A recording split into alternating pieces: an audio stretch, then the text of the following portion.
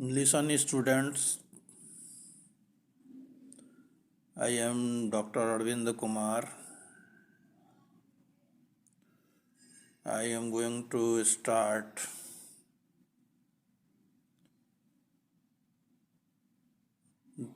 the class of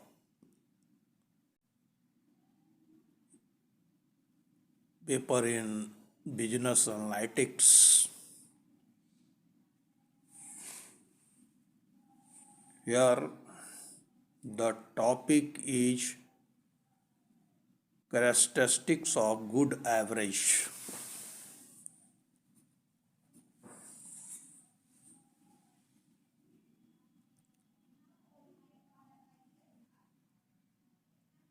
You often heard the average income of people in India.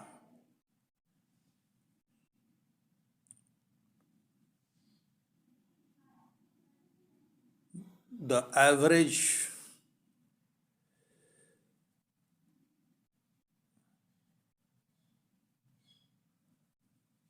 sales of a particular business entity in the month of December, January, February.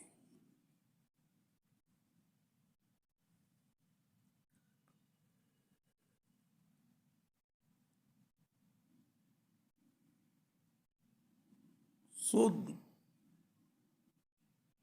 you often heard this average,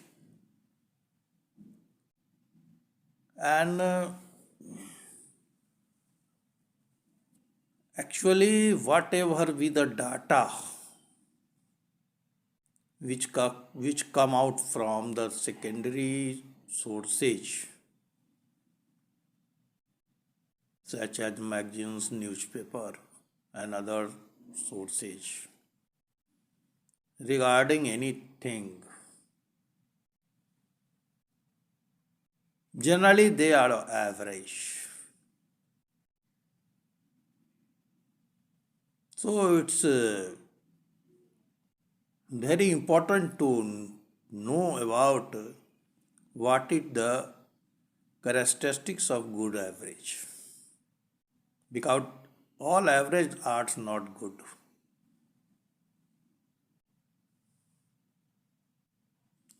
Odd average doesn't reflect the whole situations.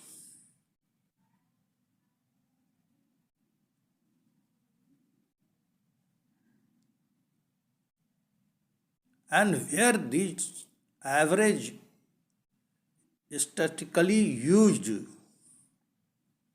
and where not,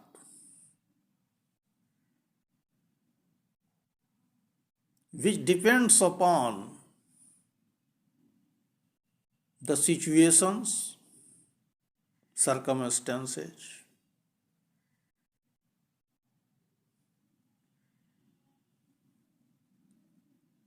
and quality of researcher.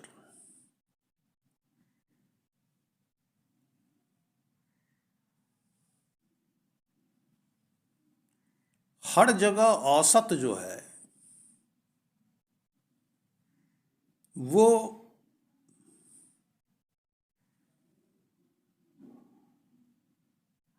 बेहतर परिणाम नहीं देते हैं। उनसे जो सत्य है उसकी जानकारी नहीं हो पाती।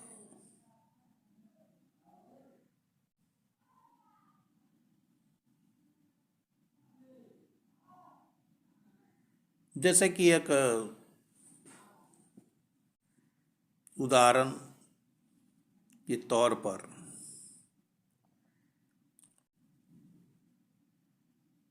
एक मजाकिया तौर पे ये बात मैं आपको कह रहा हूँ ये एक बहुत बड़े स्टैटिस्टिशियन थे, उनको नदी पार करनी थी।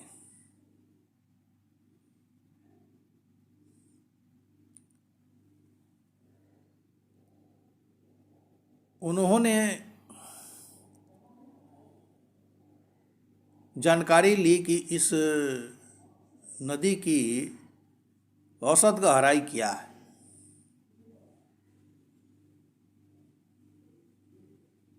पता चला 4 फुट।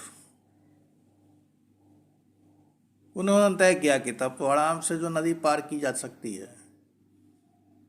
मेरा कद तो जो है 5.5 फीट से ऊपर है।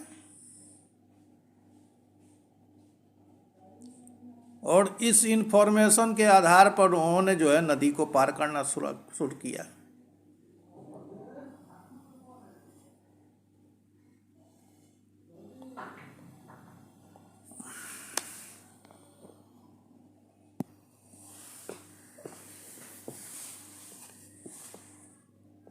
तो स्टैटिस्टिशियन महोदय जो है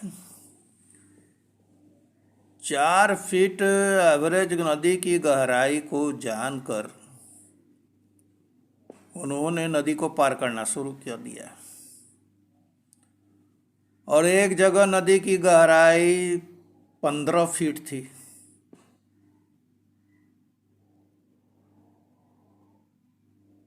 वहां वो गए और डूब गए।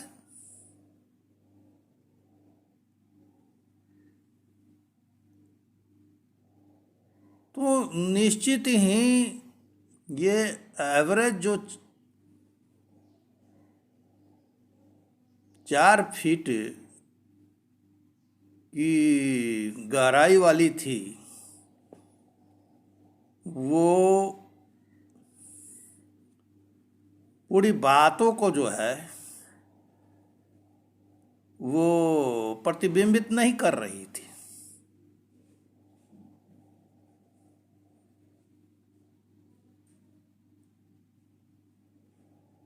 तो एवरेज के आधार पर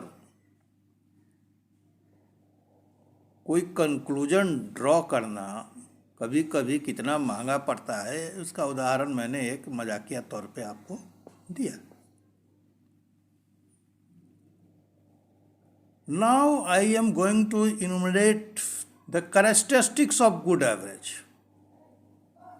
one on the basis of which one can draw conclusion.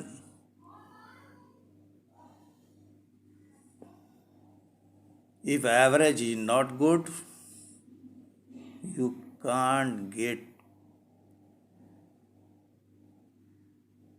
better conclusions, because such type of bad average doesn't reflect the real things.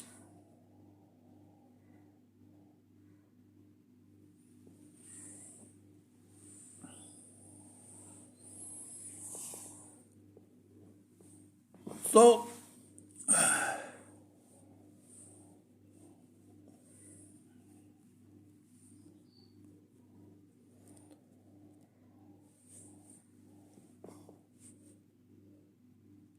in the characteristics of good average, which is one of the powerful tools of analysis is to calculate a single average value that represents the entire mass of data.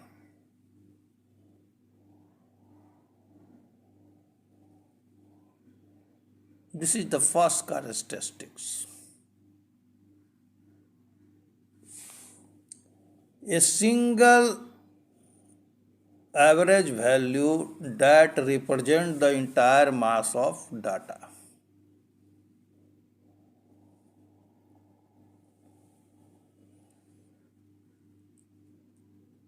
एक single average value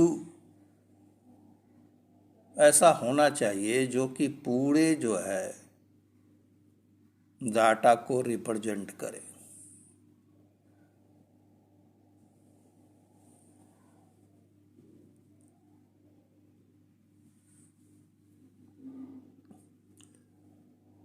पहला characteristics हुआ।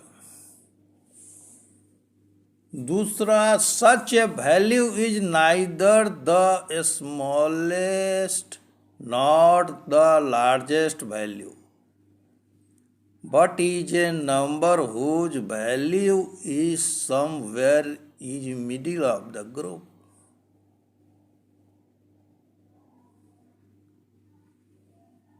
ऐसा average जो है वो न तो बहुत छोटा होता है ग्रुप में, न तो बहुत बड़ा होता है। वो एक ऐसा नंबर होता है जो कि डाटा, ग्रुप ऑफ डाटा के कहीं बीच में जो है एग्जिस्ट करता है,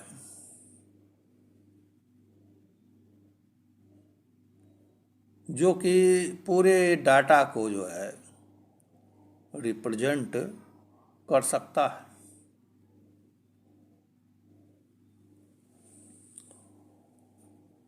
Third, for this reason, an average is frequently referred to as a measure of central tendency or central values। इसी कारण से एवरेज को सेंट्रल टेंडेंसी कहा जाता है, सेंट्रल वैल्यू कहा जाता है कि इसी के आसपास सारे जो है अन्य जो डाटा हैं वो होने चाहिए, कम या ज़्यादा इसी के इर्द गिर्द जो है होने चाहिए।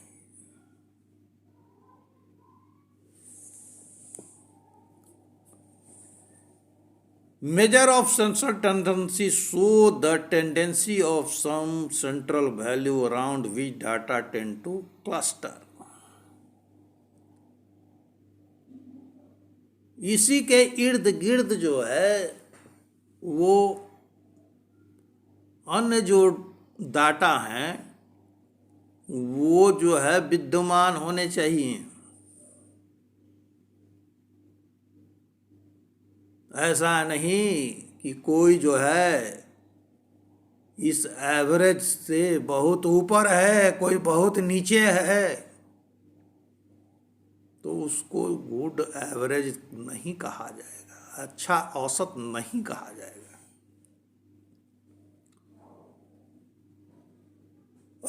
Now question is rise, what is use of average?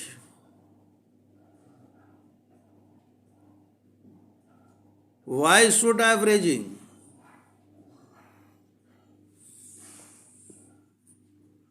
What is its objective?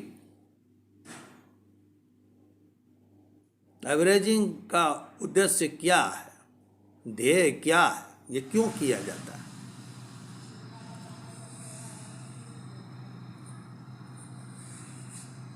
To get one single value that describe the characteristic of the entire data।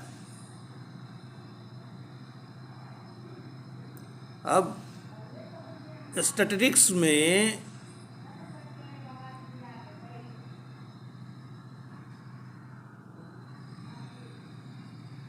Averaging का एक अपना मायना है, स्थान है। उसी के आधार पर जो है सारे स्टैटिस्टिकल कैलकुलेशंस किए जाते हैं।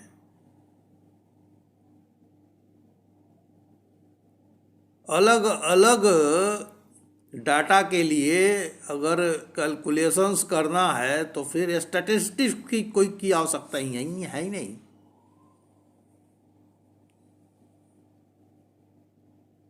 और अलग अलग डाटा का कैलकुलेशंस करना ये संभव ही नहीं है, व्यवहारिक नहीं है।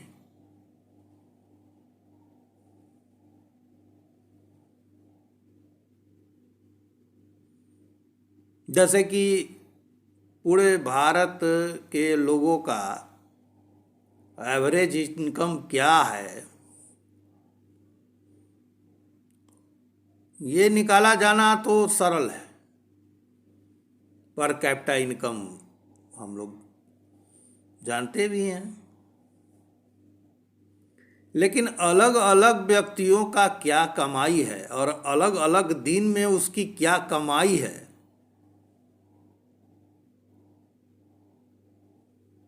ये क्या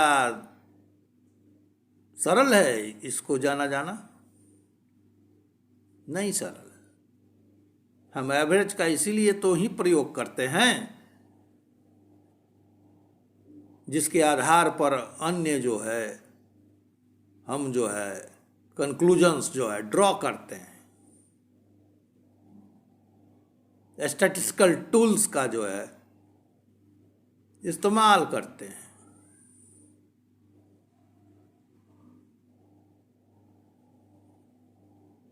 So the objective of averaging is to get a single value that describes the characteristic of entire data.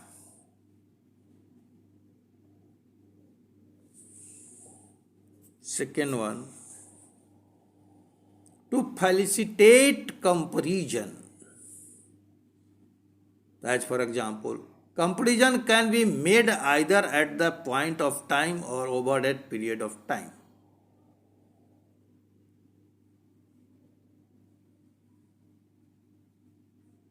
Example, the figure of average sales for December may be compared with the sales figure of previous month or with the sales figure of another competitive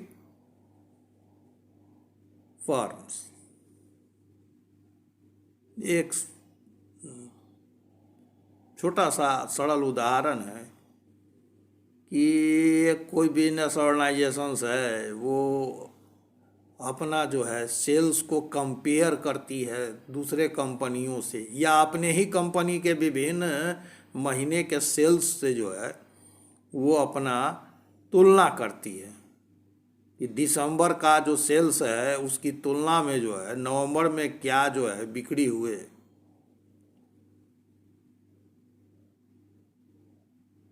So suddenly, of course here the average is important. Whatever be the average sales in the November, what is the average sales in the December, and what is the sales of different company in this month.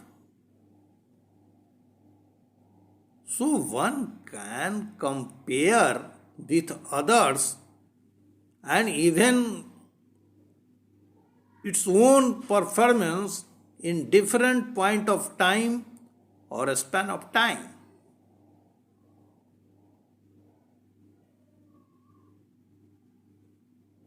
So this is the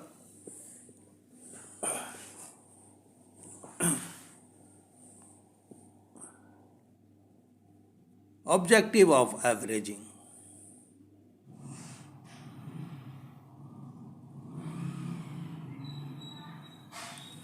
One single value that represents whole data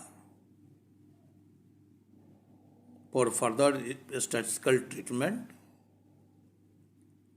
and for the sake of comparison to others and even itself on different point of time and a span of time.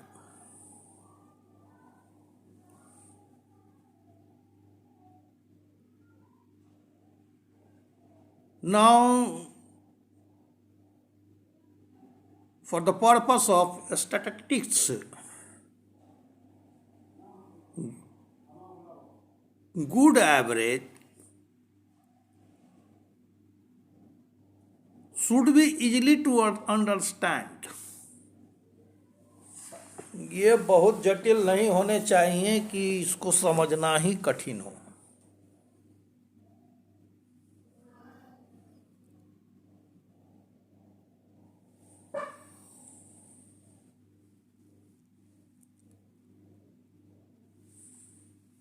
ये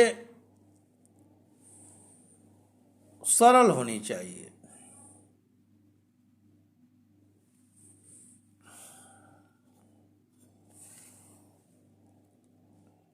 it should be simple to compute.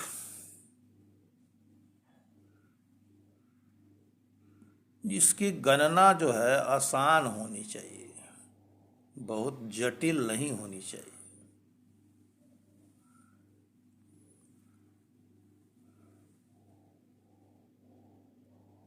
However, though ease of computation is desirable, it should not be sought at the expense of other advantages.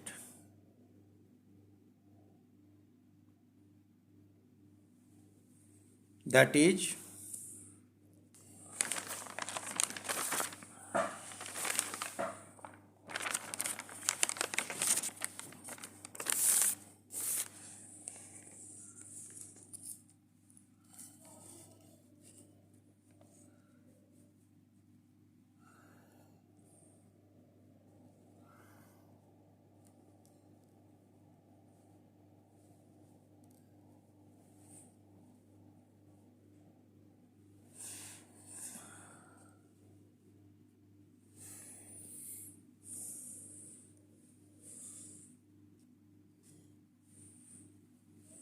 in the interest of greater accuracy,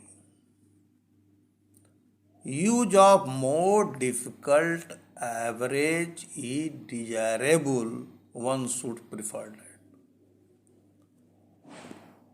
सिर्फ गणन में आसानी हो ये तो है, लेकिन इसके साथ साथ जो है ये भी देखा जाना चाहिए कि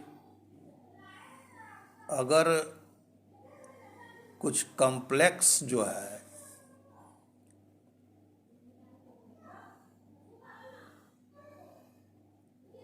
वो कंपटीशन में है, लेकिन उसका फ़ायदा जो है वो है कि उससे एक्यूरेसी आती है,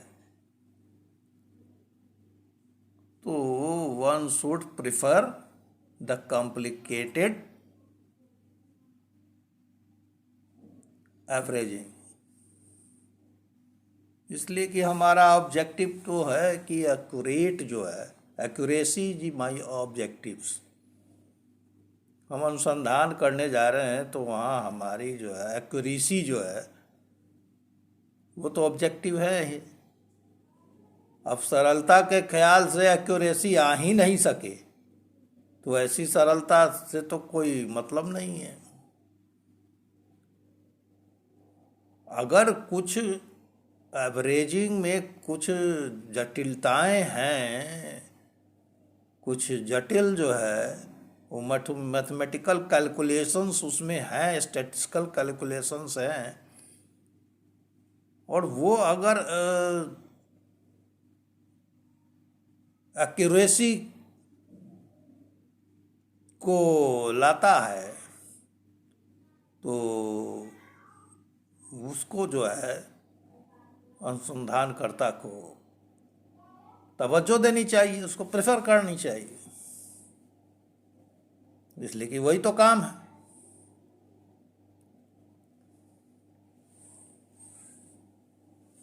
it should be based on all the observations.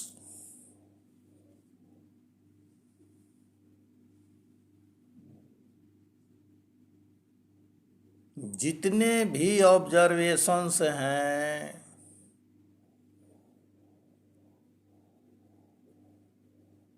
उसके आधार पर जो है एवरेजिंग होनी चाहिए। ये नहीं कि किसी को छोड़ दिया, किसी को हटा दिया, किसी का डुप्लीकेशन कर दिया, नहीं। हर एक जो आइटम्स है, जो ऑब्जर्वेशंस हैं, उसको जो है एवरेजिंग में सम्मिलित किया जाना चाहिए। अब देखिए बिजनेस एनालिटिक्स के दृष्टिकोण से जो है ये सब काफ़ी कुछ महत्वपूर्ण है। जब कोई एनालिटिक्स का काम करेगा तो ये सब जो कंसेप्ट जो है उसके दिमाग में बिल्कुल जो है एकदम क्लियर होनी चाहिए।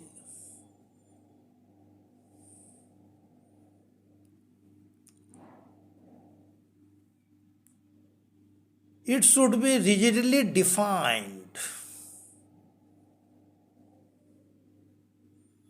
An average should be properly defined so that it has one and only one interpretation. It should preferably be defined by an algebraic formula so that if different people compute the average from the same figure, they all get the same answer, barring arithmetical mistakes.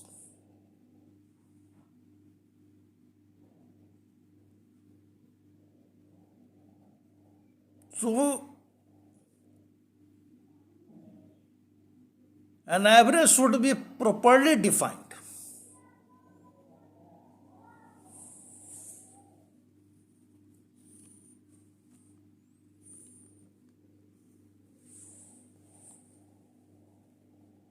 ये average क्या है और कैसे इसको निकाला जा रहा है, ये बिल्कुल अच्छी तरह से जो है परिभाषित होनी चाहिए। वो वेग नहीं होना चाहिए कि एक आदमी जो है एवरेज जो निकाल रहा है कुछ दिए हुए डाटा के आधार पर, तो उसका एवरेज कुछ और है, दूसरा जो निकाल रहा है तो उसका एवरेज कुछ और है।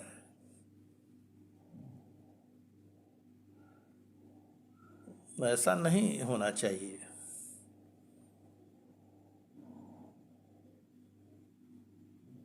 It has one and only one interpretations. इसका इंटरप्रिटेशंस जो है वो क्लियर होना चाहिए, ये साफ साफ परिभाषित होनी चाहिए।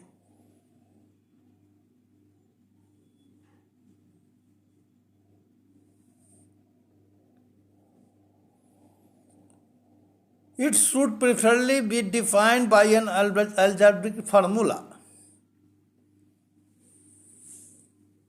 एल्जेब्रिक फार्मूला जो है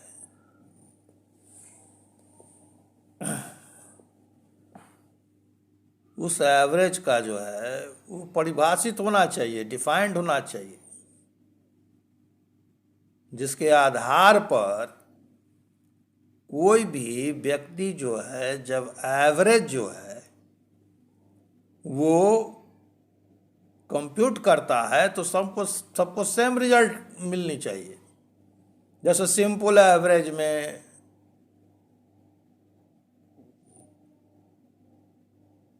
हम करते हैं कि जो आइटम्स है उसका विभिन्न वैल्यू जो है उसको जोड़ करके नंबर ऑफ आइटम से उसको हम लोग भाग दे देते हैं। ये बिल्कुल जो है सिंपल एवरेज में ये डिफाइंड है कि इसी तरह से एवरेजिंग होगी, कोई दूसरे तरह से नहीं होगी। तो फिर जो भी व्यक्ति जो है एवरेज कैलकुलेशंस करेगा सबको सेम ही रिजल्ट मिलेगा।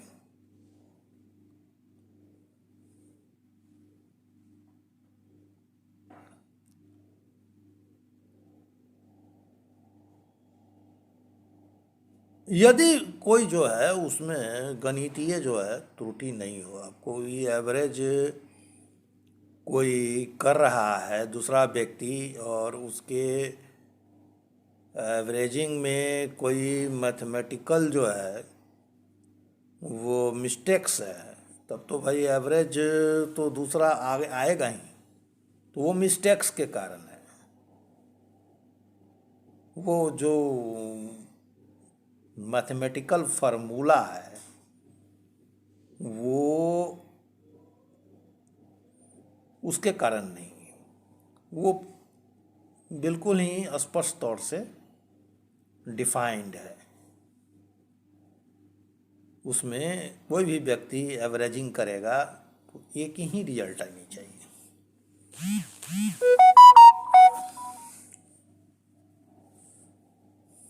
Now it should be capable of further algebraic treatment.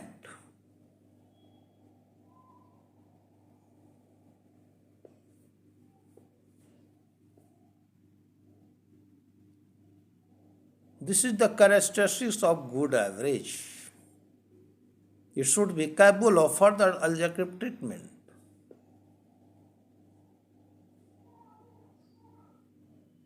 कहने का मतलब है कि जो भी एवरेज वैल्यू है उसको पुनः जो है गणितीय गणना में जो है प्रयोग किया जा सके, गणितीय उपयोग में पुनः लाया जा सके, तभी उस एवरेज को हम अच्छा एवरेज कहेंगे, सही एवरेज कहेंगे, ठीक ठाक एवरेज कहेंगे।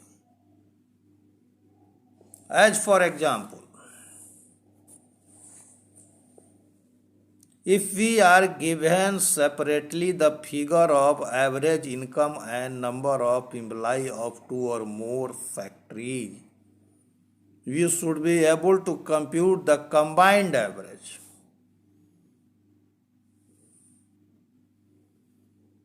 एक फैक्ट्री का एवरेज, दूसरे फैक्ट्री का एवरेज इनकम, तीसरे फैक्ट्री का एवरेज इनकम, चौथे फैक्ट्री का एवरेज इनकम, और फिर जो है सबका एक combined average.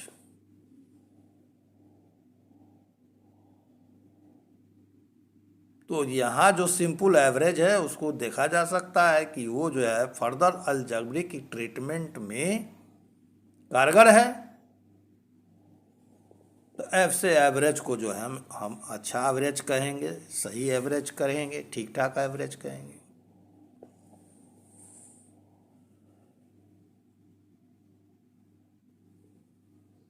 It should have sampling stability. In previous class, you know about the sampling. Here the sampling is come from applied form. We should prefer to get a value which has what the statistician calls sampling stability.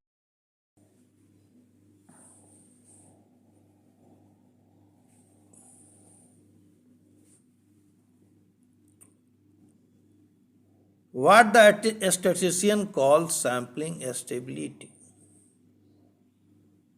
This means that if we pick up 10 different group of college student and compute the average of each group, we should expect to get approximately the same value.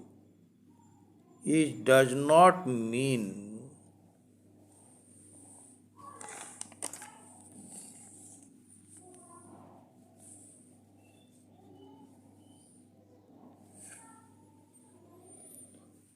however that there can be no differences in the value of different samples. There may be some differences, but those average in which the differences technically called sampling fluctuations is less are considered better than those in which the difference is more.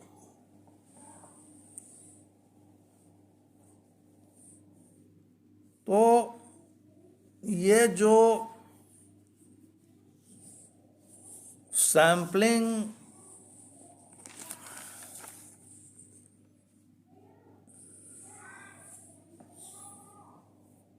Stability है,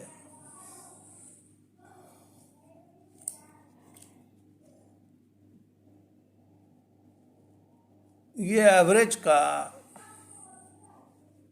एक गुण होना चाहिए। जैसे 100 students हैं और 10-10 का हम एवरेज विभिन्न ग्रुप बना करके लेते हैं। 10 का एक ग्रुप बनाया, 10 का एक दूसरा बनाया, 10 का तीसरा बनाया, इस तरह से 10 ग्रुप हम बनाते हैं। और 10 का किसी मुद्दे पर जब हम औसत लेते हैं तो गुड एवरेज का ये कैरेक्टरिस्टिक्स होना चाहिए कि तकरीबन सबका एवरेज जो है, औसत जो है, वो मिलता जुलता होना चाहिए।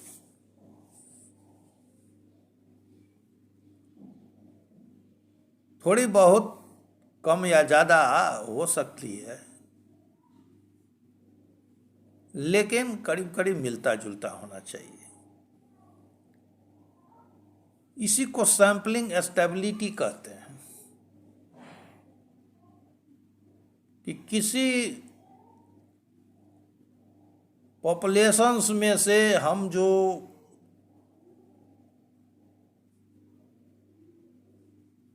ग्रुपिंग करते हैं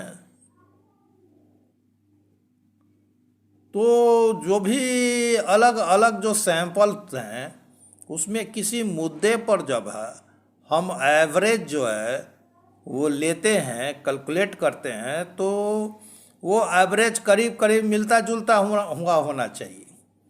बहुत ज़्यादा डिफरेंसेस नहीं होनी चाहिए। इसी को सैम्पलिंग स्टेबिलिटी कहते हैं।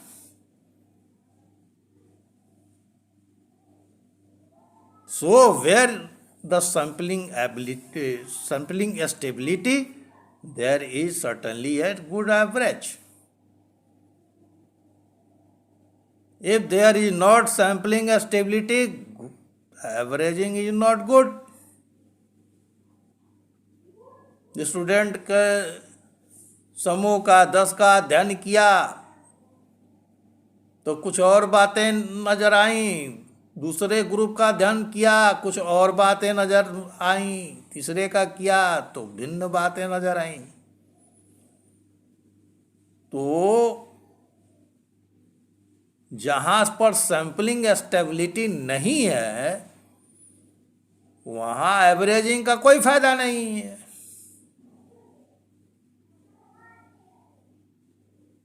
तो ये एनालिटिक्स के ख्याल से बहुत ही महत्वपूर्ण है। हर जगह एवरेजिंग को जो है प्रयोग में लाना कभी कभी जो है एरोनियस रिजल्ट को जन्म देता है। ये देखा जाना चाहिए कि जो हम एवरेजिंग कर रहे हैं उस पर पॉपुलेशन में सैंपलिंग स्टेबिलिटी है कि नहीं है।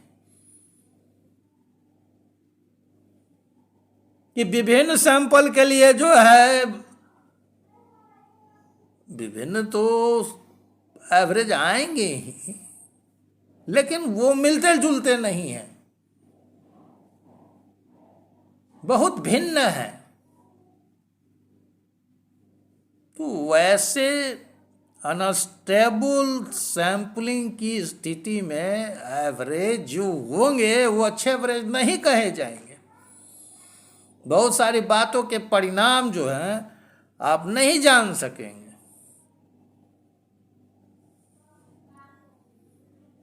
तो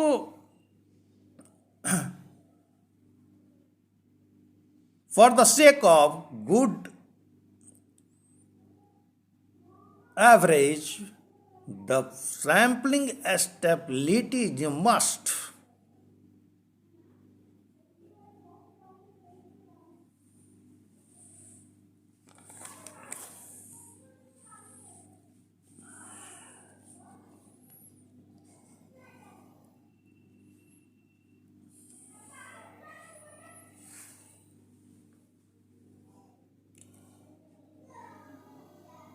It should not be unduly affected by presence of extreme values.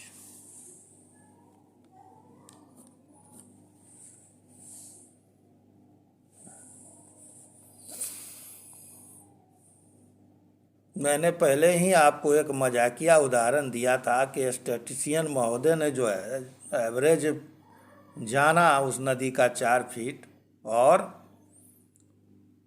वो नदी पार करने लगे। एक जगह 15 फीट जो है गहराई थी, डूब गए।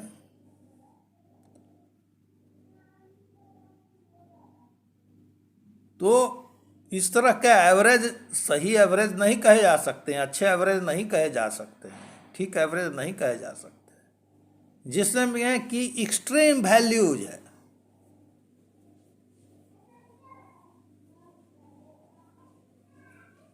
4 ही फीट एवरेज होता है, लेकिन एक जगह गहराई 15 फीट है। तो इस तरह के एवरेज जो है वो सही बातों को प्रदर्शित नहीं करते हैं। It should not be unduly affected by presence of extreme value.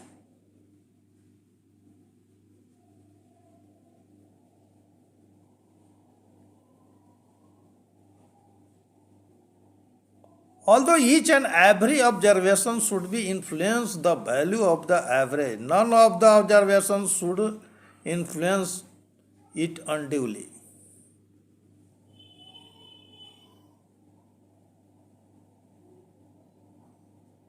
हालांकि एवरेजिंग में हर एक जो ऑब्जर्वेशंस है वो एवरेज को तो प्रभावित करता है,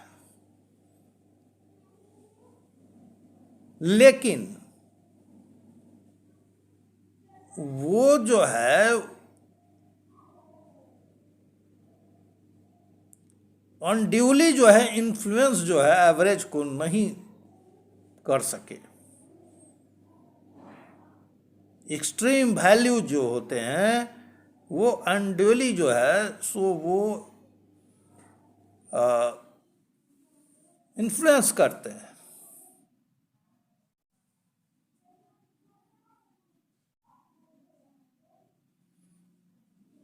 If one or more or two very small or very large observation unduly affected the average, that is, either increase its value or reduce its value, the average cannot be really typical of entire set of data.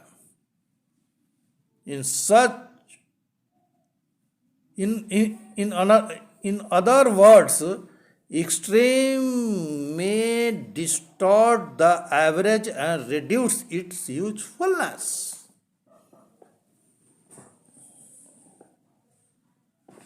Extreme value जो है वो जो है गलत तरीके से average को प्रभावित करता है।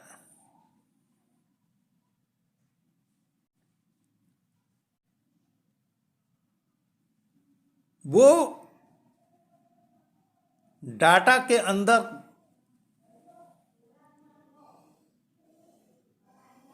एवरेज में इंक्लूड तो जरूर होता है, लेकिन वो एवरेज के चूंकि आस पास नहीं है, उससे बहुत दूर है। Average means the central tendency and the extreme values is beyond this central values. So the objective of averaging is not fulfilled there.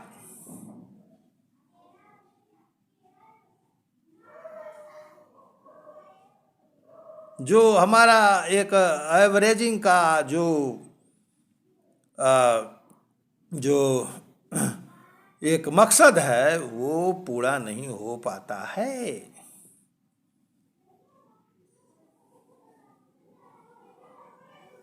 हम उस एवरेज से सारी चीज़ों को नहीं समझ पाते हैं।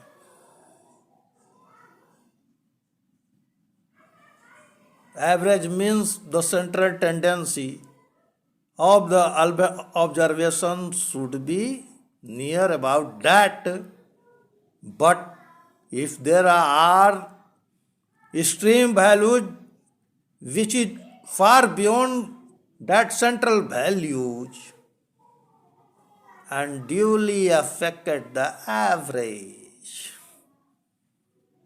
गड़बड़ी लाता है एवरेजिंग में, और ऐसा एवरेज किसी काम का नहीं होता है।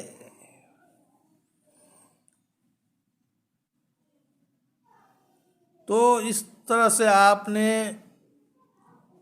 Characteristic of good average, objective of averaging,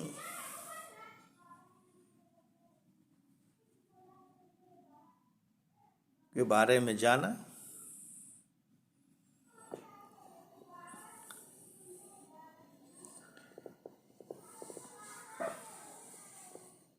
There are important measures for central tendency which are generally used in business.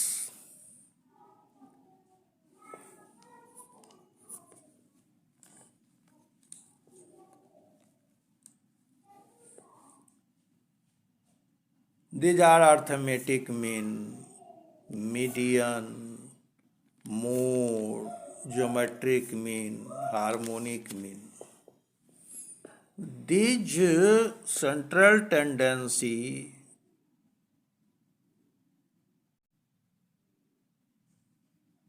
all are the central tendency, so all are a types of average, and all are used in business. Whatever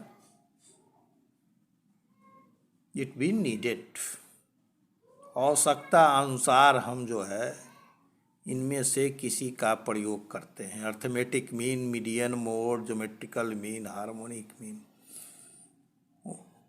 Where it is useful, we apply that as per requirement.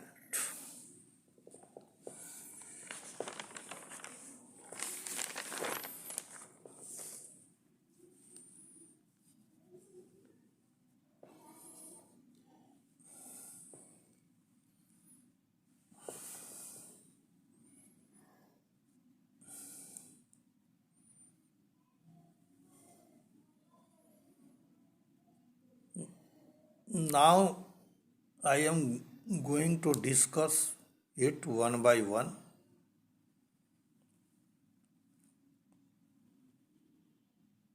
First, arithmetic mean. It's very simple, all are known about that. This mathematical formula is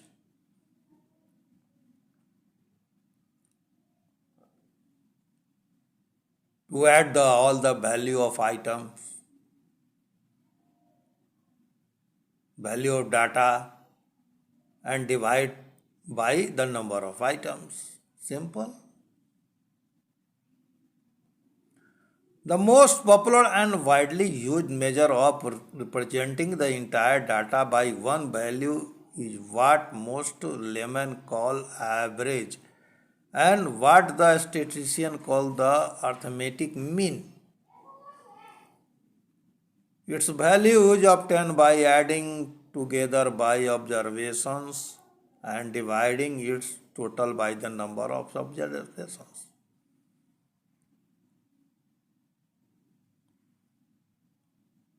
जिसे एक lemon जो है average कहता है, वास्तव में वो arithmetical mean he कहता है। एवरेज बहुत तरह के होते हैं, मीन, मीडियन। मीन तो अर्थमेटिक मीन ही हुआ। Median, mode, geometrical mean, harmonic mean, all are average. But in simple terms, whenever talk about average, means the arithmetic mean.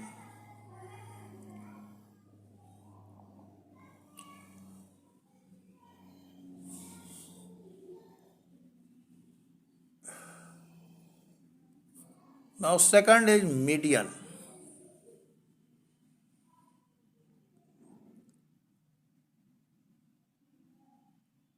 I think you all know about that, but for the sake of reconciliations, I want to discuss in brief of these things.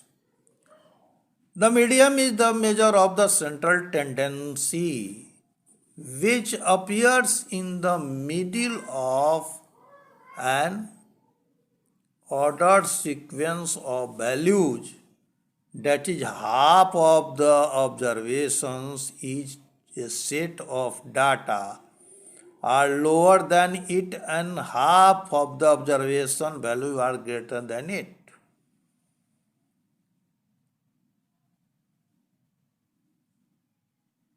As distinct from arithmetic mean, which is calculated from the value of every observation in a series, the median is called a positional average.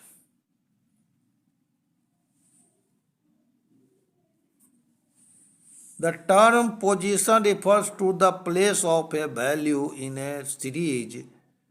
The place of the median is a series in such that an equal number of observations lie on either side of it.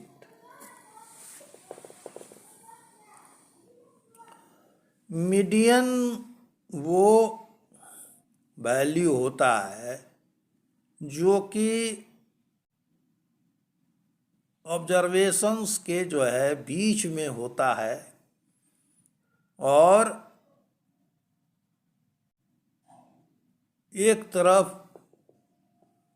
जो median value है उससे कम जो है value वाले observations होते हैं और एक तरफ ज़्यादा ऑब्जर्वेशंस वाले ज़्यादा वैल्यू वाले ऑब्जर्वेशंस होते हैं।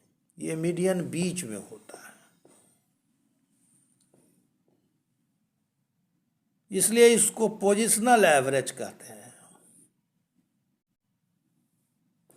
अब एक बात यहाँ देखी जा सकती है कि जैसे अर्थमेटिक मीन में जो है वो एक मैथमेटिकल फार्मूला था जिसमें कि हर एक आइटम के वैल्यू को हमने जोड़ा था और नंबर ऑफ आइटम से उसको भाग कर दिया था। ये चीज़ मीडियन में नहीं है।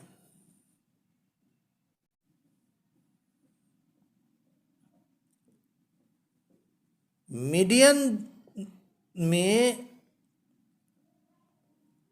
हर एक वैल्यू जो है वो मीडियन को प्रभावित नहीं करते।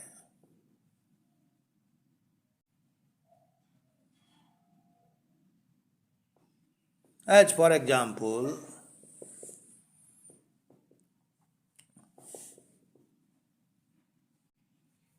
if the income of 5% is rupees 1,000, 1,200 rupees, 1,500 rupees, 1,600 rupees, 1,800 rupees, the median income would be 15. Changing any or both of the first two values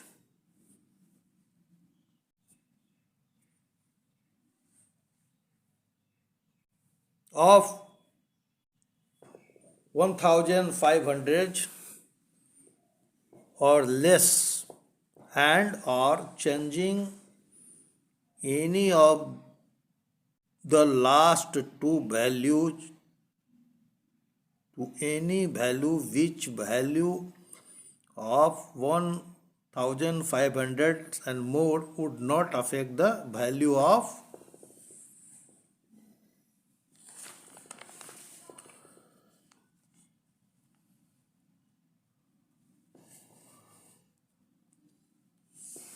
the median, which would remain 1,500 rupees.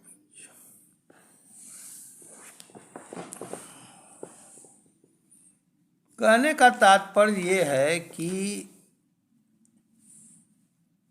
ये 1,1200 जो कि 1500 से कम है, 1500 median है, 1600, 1800 जो कि 1500 से कम है। अगर इसकी जगह जो 1000 की जगह जो है अगर 1100 भी होता, 1200 की बदले अगर 1300 भी होता,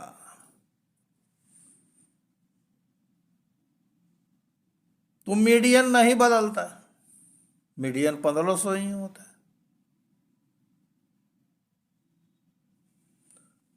1600 के बदले जो है 1700 होता, 1800 के बदले अगर 1900 होता, तो भी ये मीडियन नहीं बदलता। 1500 जो है मीडियन होता है।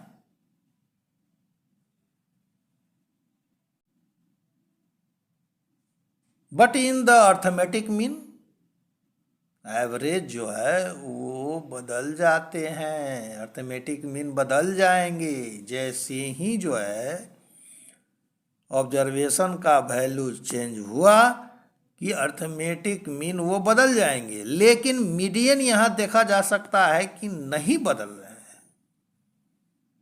मैंने पहले ही कहा कि ये पोजिशनल एवरेज है, एक ऐसा सेंट्रल पोजीशंस है जिसके इर्द गिर्द अन्य डाटा हैं।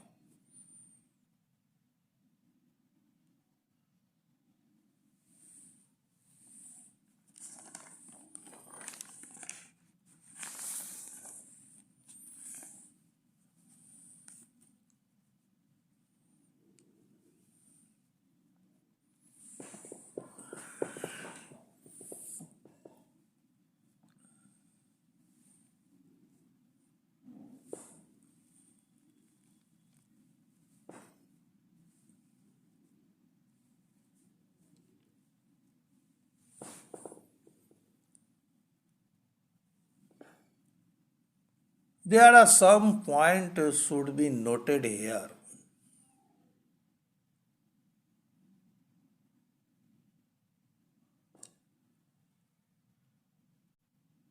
The first one is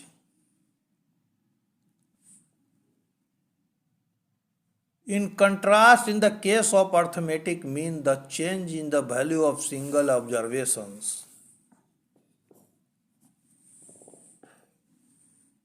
would cause the would cause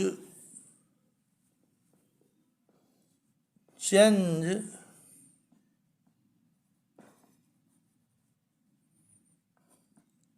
in the value of the mean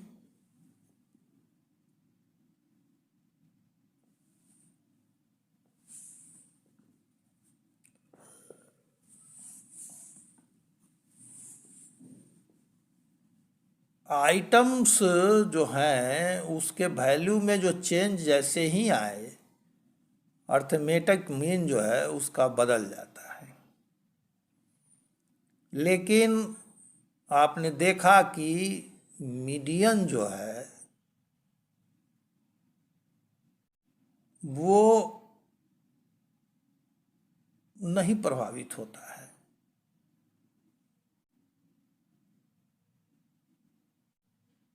यदि उस जो मीडियन जो है उससे कम वाले जो भी आइटम हैं उसके वैल्यू में चेंज आए लेकिन वो कम ही रहें मीडियन वैल्यू से, या मीडियन से ज़्यादा वैल्यू वाले जो ऑब्जर्वेशंस हैं उसके वैल्यू में बढ़ोतरी हो जाए या थोड़ी कमी आ जाए, लेकिन वो ज़्यादा ही रहे जो है सो मीडियन से, तो मीडियन नहीं बदलते हैं।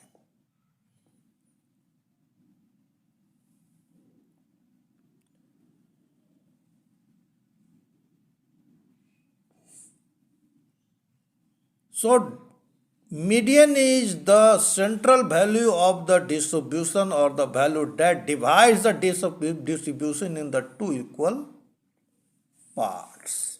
This is the definition of median. Median is the central value of the distributions or the value that divides the distribution into two equal parts. This is the statistical definition of the median.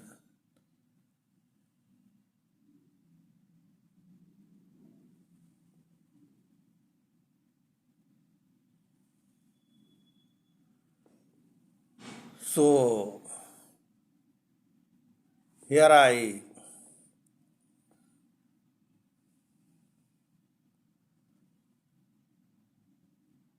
going to stop the class. अगली कक्षा में आगे की बातें होंगी.